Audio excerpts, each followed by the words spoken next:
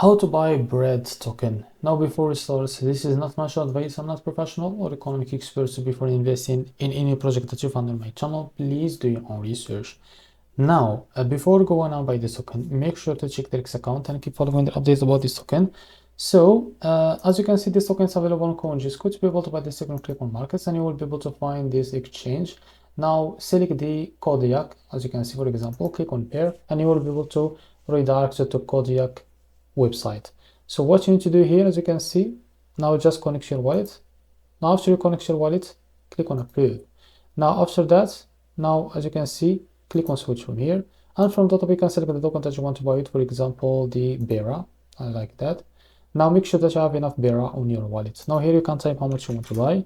So here you will be able to see how much you receive, as you can see. And after that, click here on swap and a pop-up will be appear here from your wallet to complete the buy process. So this is how to buy the bread token. If you found this very helpful, please like and subscribe. See you next video.